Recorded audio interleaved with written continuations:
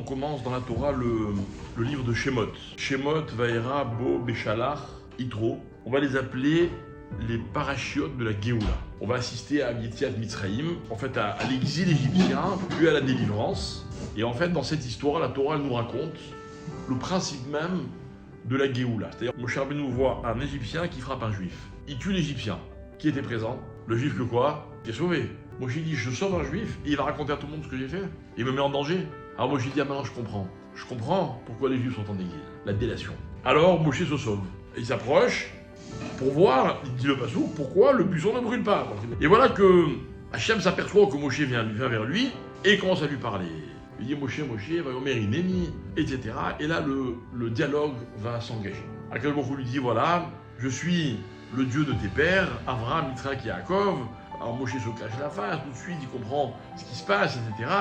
Et Dieu lui dit, j'ai vu la détresse de mon peuple en Égypte. J'ai pris connaissance de leur douleur, je vais aller les sauver. Hachem dit à Moshe, maintenant va, je t'envoie chez Pharaon.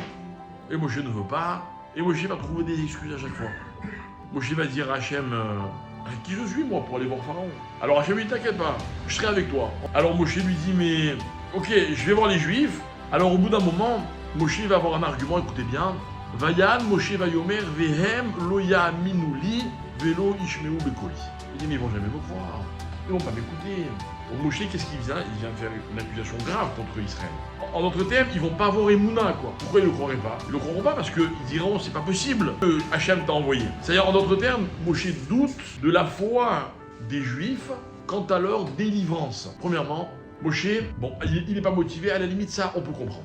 Mais Moshe, il se dit, mais ils vont jamais me croire. Est-ce que les Juifs croient en Dieu qui va les délivrer? Vous y croyez, vous, par exemple, à la Géoula? Vous y croyez qu'Hachem va nous sauver? Et quand, par exemple, les États-Unis refusent d'envoyer des armes à Israël, ça vous pose un problème? Ben oui, il peut pas se défendre. Et voilà. Il a raison, Moshe, alors. On ne croit pas en Dieu, quoi. On se dit, ah, sans les États-Unis, on va jamais y arriver. Et quand les États-Unis disent, on n'envoie plus d'armes à Israël, qu'est-ce qu'on se dit? On se dit pas, ah, ça va être un peu plus compliqué, mais Hachem va nous délivrer. On se dit, comment on va faire?